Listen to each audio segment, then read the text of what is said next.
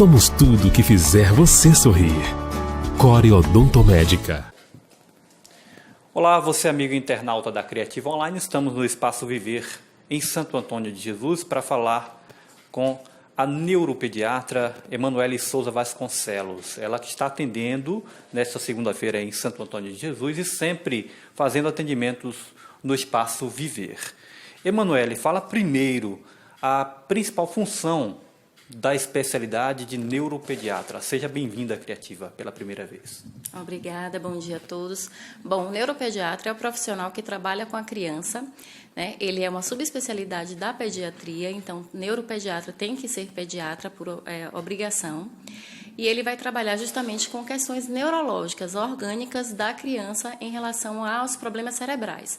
A gente trabalha com alterações desde os prematuros, que tem problema na gravidez ou no parto, falta de oxigênio no parto, as microcefalias, que surgiram com bastante intensidade desde 2015 para cá, as alterações do desenvolvimento infantil, como autismo, TDAH, transtornos de fala, transtornos de comportamento, as alterações de aprendizagem, né, nas crianças maiorzinhas em fase escolar.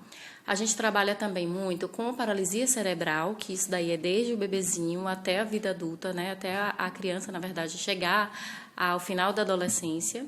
E a gente trabalha também com coisas que são mais comuns também aos adultos, mas que a gente tem visto muito crescente também na pediatria, como as cefaleias, além das epilepsias, as doenças do movimento, as síndromes genéticas e outras questões. É bem amplo, né? Tudo que envolve o cérebro da criança, a gente está envolvido.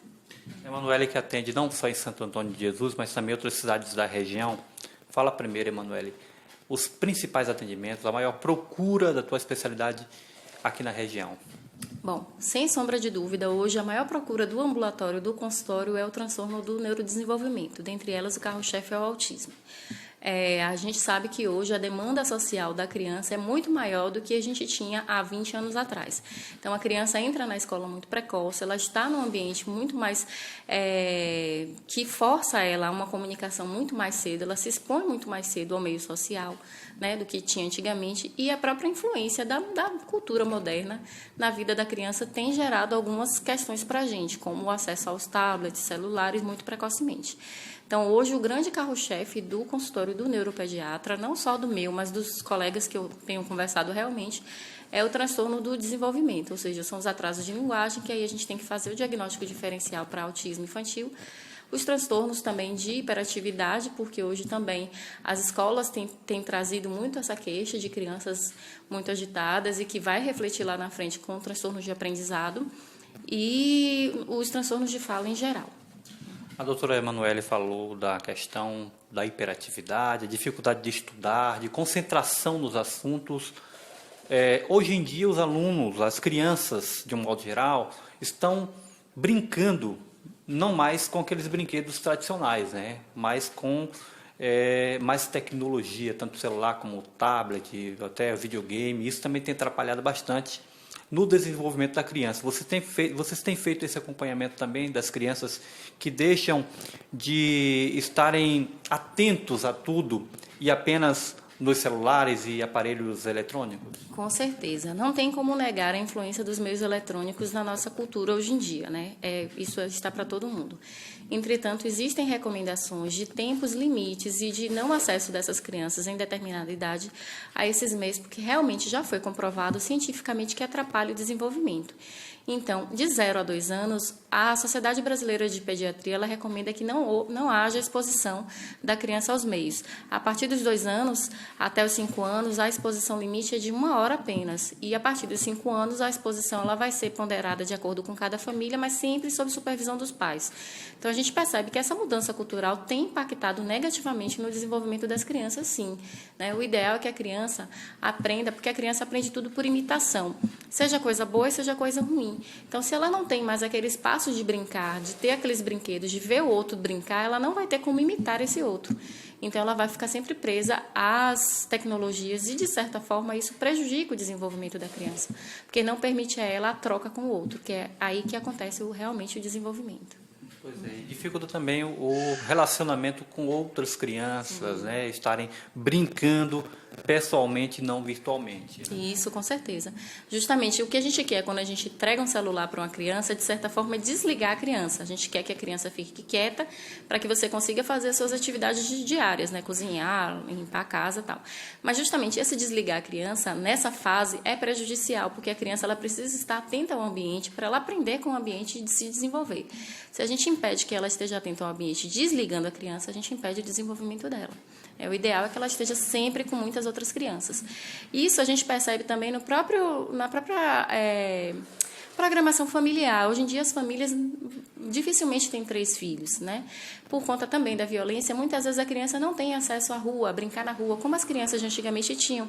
Então ela está cada vez mais restrita a ambientes com poucas crianças, com muitos adultos, e ela está tendo que adotar um estilo de vida muito semelhante ao do adulto. E para ela que está em desenvolvimento, isso é prejudicial. Emanuele, com relação aos pais, quando eles percebem que devem procurar o atendimento neuropediátrico? Bom, antigamente tinha-se uma máxima que cada criança tem seu tempo. A gente sabe realmente que nenhuma criança é igual a outra e que existem os tempos de cada criança.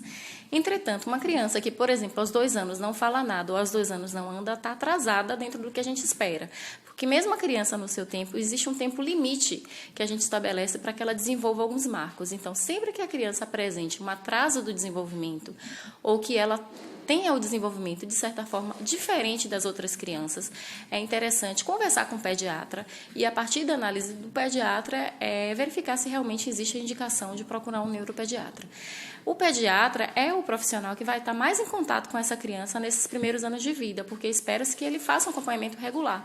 Então, geralmente, é o pediatra o responsável por identificar esses atrasos de desenvolvimento, passar essa informação para os pais e definir com os pais a hora de procurar um especialista. É isso que eu ia falar, né? O neuropediatra é a porta de entrada para esse tipo de atendimento, mas também há casos que precisam de um psicólogo, um psiquiatra e outras especialidades também. Nossa, muito. Não existe trabalhar com neuropediatria se não trabalhar com a equipe. O tempo todo a gente trabalha com o suporte do psicólogo, do fonoaudiólogo, do terapeuta ocupacional, do fisioterapeuta, da escola. Porque trabalhar com a criança não é trabalhar apenas a criança, é trabalhar a criança, o seu meio, a família e a escola. Então, muitas vezes, a gente tem que trabalhar com todas essas variáveis, né? É um trabalho muito gostoso de se fazer, porque é um trabalho contínuo. E o importante, justamente, de pegar a criança ainda nessa fase inicial do desenvolvimento, é que o cérebro da criança, ele é uma esponja. Então, tudo que a gente conseguir colocar de forma correta, ela vai absorver de forma correta. Se a gente para fazer essa correção depois dos 5, dos 10 anos, é muito mais difícil que a criança tenha a mesma resposta do que ela vai ter aos 2 anos de idade. Por isso que é tão importante a gente aproveitar essa janela de oportunidade. Interessante a gente perceber, todas as crianças, a maioria são iguais, né? Elas perguntam muito, principalmente nos primeiros anos, 1 ano, 2, 3 anos, perguntar e tirar dúvidas. Isso é importante, essa dúvida, até pelo desenvolvimento neurológico da criança. Com certeza. A criança está ávida pelo saber, né? Ela quer conhecer o mundo porque ela não conhece. E nós somos responsáveis por mostrar esse mundo a ela. Né? Tantas as perguntas que tem a fase dos porquês, que inclusive a gente não sabe muitas vezes a resposta. Isso faz parte do desenvolvimento e mostra que são etapas importantes que vão ser vencidas nessa criança, né? Que precisam ser vencidas para que ela consiga chegar até ao nível mais intelectual, de abstrair, de pensar num processo mais complexo, né? Às vezes a própria internet influencia nesse conhecimento, né? Bastante. A gente, assim, existem instrumentos na internet que são úteis para o desenvolvimento também, né? Desde que sob supervisão dos pais e supervisão dos profissionais. A gente aproveita muitas vezes as tecnologias de forma positiva, como existem desenhos, existem jogos que são com um objetivo específico de desenvolver. Agora, claro, a criança sempre sob supervisão, porque da mesma forma que a gente encontra coisas positivas, infelizmente a gente encontra muita coisa negativa, né? Então tem que ter essa filtragem aí. Pois é. Doutora Emanuele sempre atende no Espaço Viver. Fala um pouco desse atendimento aqui no Espaço Viver, semanalmente, quinzenalmente, uma vez no mês. Fala um pouco desse atendimento e os horários que você atende para toda a população de Santo Antônio de Jesus. Aqui em Santo Antônio eu atendo sempre a cada 15 dias. Eu atendo sempre pela manhã aqui na Viver, de 15 em 15, nas segundas-feiras pela manhã. À tarde eu estou em outro espaço aqui na cidade também. Além daqui de Santo Antônio, eu atendo pela Prefeitura em Nazaré das Farinhas, né? Uma vez por semana também, lá. né? E o ideal é que sempre na dúvida procure, porque quanto mais tardar essa procura pelo profissional, mais tempo a gente está perdendo que poderia estar ajudando essa criança, e isso vai impactar lá no futuro, né? O que a gente quer é que as nossas crianças cresçam e se tornem adultos independentes, financeiramente, emocionalmente, psicologicamente, não é isso?